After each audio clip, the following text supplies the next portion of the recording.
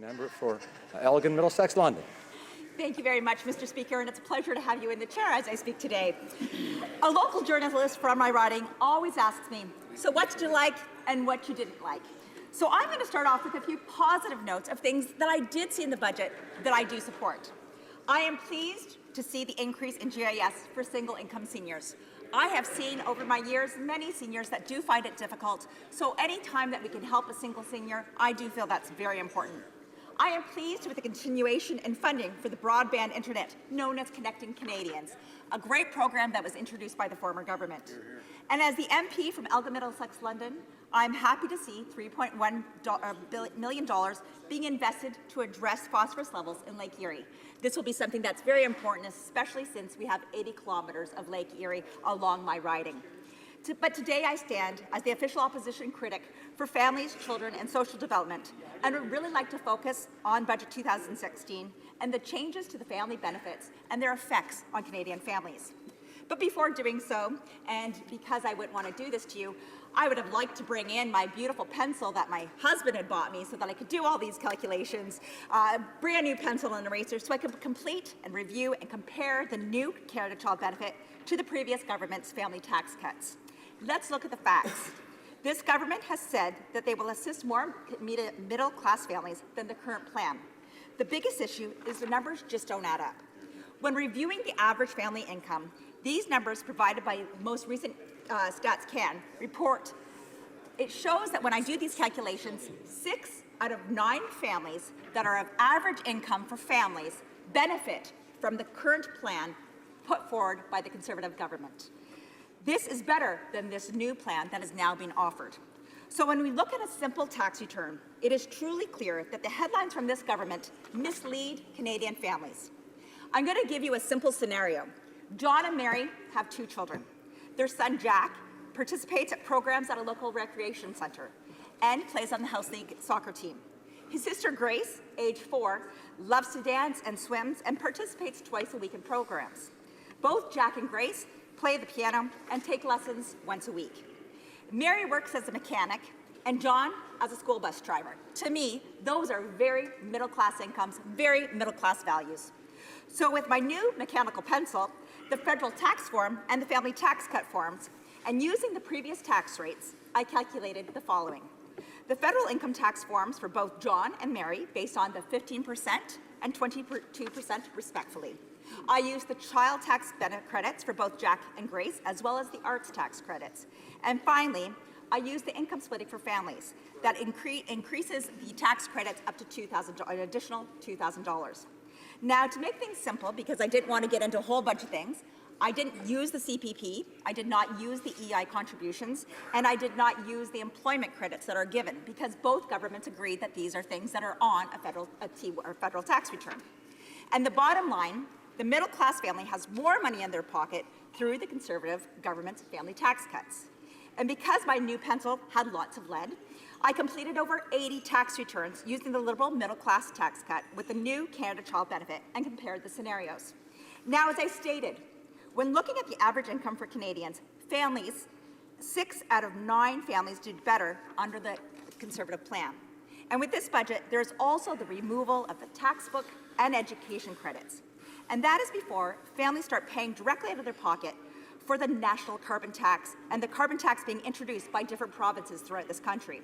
Yeah. And these are the same families that I speak of that include the same small business owners and the people who run our family farms.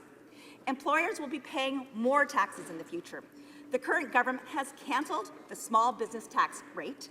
They'll be introducing increased contributions by both employers and employees into public pension plans after consultations, but they've also cancelled contributions but meanwhile, they've cancelled contributions into people's own personal tax-free savings account in December, and they have cancelled the hiring tax credits.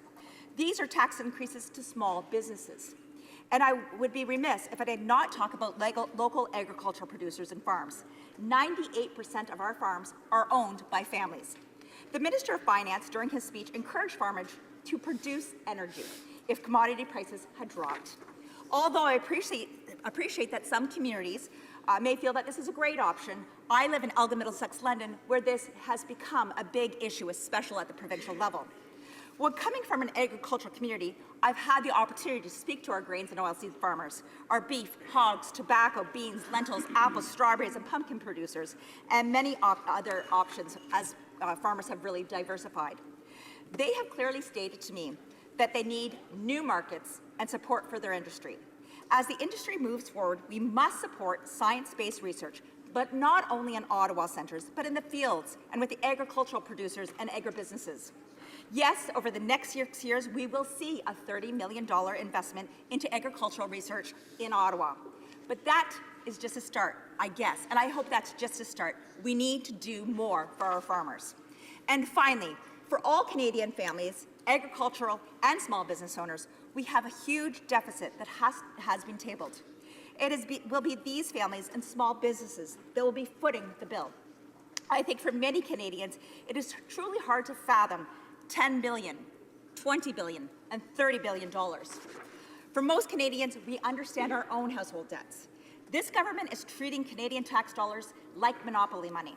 Sure, I like to play the game of life. My son always makes me play it, but this isn't a game. This is real money, and we need to see as a vision, not just spending. A lot of time when we speak in Parliament, we are using figures and formulas and numbers that just are not in touch with Canadians. I believe there is a time for governments to participate in stimulus programs to grow the economy, like we saw with the stimulus spending programs of the previous government. We got shovels in the ground, building new roads, bridges, recreation centres, and much more.